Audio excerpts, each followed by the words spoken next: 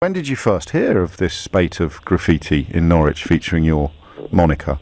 Morning, James. Well, it's been kind of put on Twitter a few times over the last few months, and I thought it was photoshopped. I thought that somebody was just going, okay, right, we'll put Les Dennis's name onto this photo. And then I saw it the other day and realised that it wasn't. And then somebody else told me that they saw one in North London outside a block of flats. So it's kind of crazy, and I'm not condoning it at all. Whoever it is who's doing this, I'm saying you shouldn't be graffitiing public or private spaces. But it seems to be that there's a low-rent Banksy out there who's obsessed with my name and thinks it's low-rent Banksy. It's rubbish. It's got no artistic merit to it whatsoever. Well, maybe it's somebody called Ranksy then.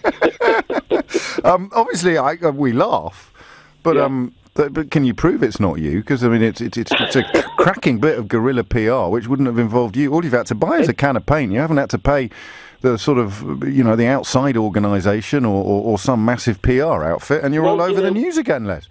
Well, unbelievable, because, this morning when I heard it was all over the news, I thought I was just replying to a tweet from somebody, and I just said it wasn't me. And then I've got a few people, Jumbo, the actor, Charlie Lawson, were like, come on, Les, this is a terrible way to keep your career going.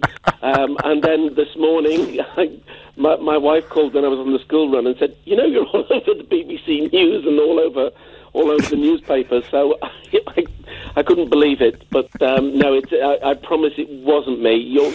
You've got my word for it. That's all I can tell you. And I know the song by Shaggy. He said it wasn't me, and it was him. I'm not being cryptic here at all. It wasn't me.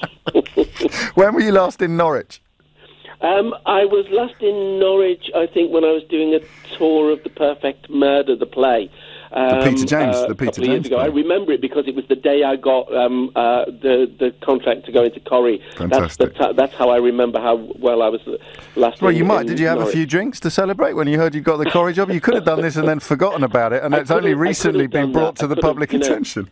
Yeah, well, in Norwich there are some strange names of streets. There's Rampant Horse Street in Norwich. I remember going round and tweeting about the fact that there were some odd names of streets. Maybe somebody's putting revenge up there for me doing that and pointing out the silly named streets or interestingly named streets. I love Norwich. I love my first summer seasons in Great Yarmouth were where I started off in the business.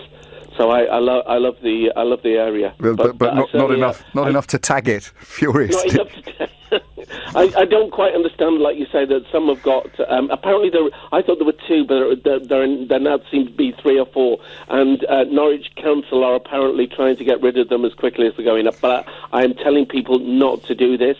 Somebody this morning was checked by Radio Norfolk.